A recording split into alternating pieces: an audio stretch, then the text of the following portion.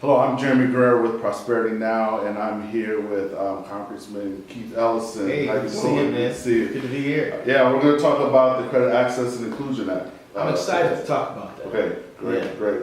The first thing that we want to ask you to talk about is how many people are really being locked out of having good credit within our current system? Well, literally millions. We know 45 million people right now have no credit score, but it's much more than that because even people who have light files or thin files, they have some credit, but not enough to really get the loan product that they need.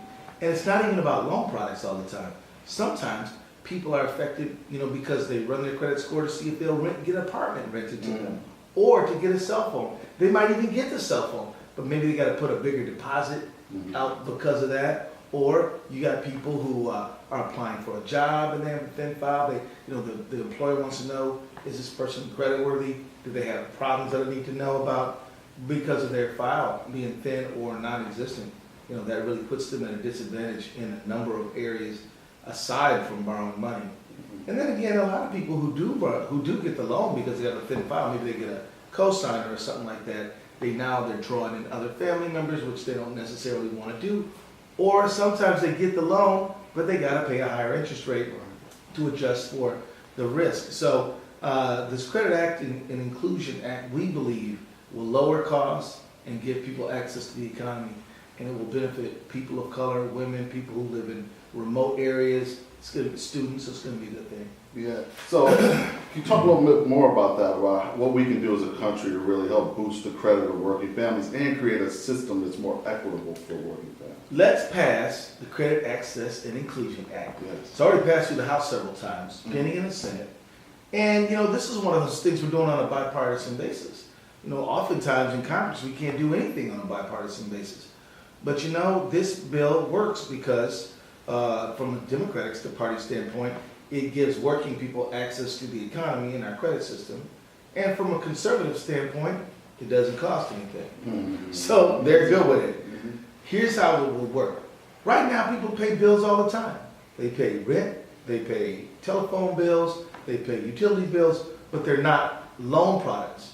They're just bills that you have to pay, and they do indicate your likelihood of default. They have a meaning when it comes to determining whether you're good for the money, you know what I mean? But now they're not really credited for you.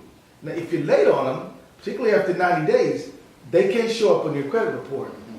But if you're on time, they don't really help you. Unlike your car note or your house note or your student loan, if you pay those on time, they will actually help strengthen your credit score. But other bills that you pay day in and day out, they don't do that much for you. We're saying, let's let these things work for people. Let's let your on-time payments for your cell phone be something that helps you establish credit and improves your credit score, and be counted as you keeping your word and paying your bills. Right. So this video is going to be seen by people on our network.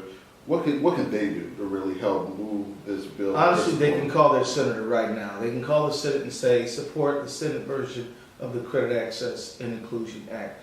Tim Scott, Republican senator from South Carolina, he's helping push the bill on that side. And he's doing a good job, but he could use some help. We've already passed it through the House, which is a good thing, but we need to get it through the Senate too. And right now it's not easy because they're doing a lot of judicial appointments, a lot of stuff over there. But we can maybe get it passed on unanimous consent, and there's some other ways we can probably get things done. But we need folks to lift their voices up for the Credit Access and Inclusion Act in the Senate. Great, hear that. Call your senator. Let's get this thing done. Well, Let's get her done. thanks a lot for your time, Congressman Ellison. Amen.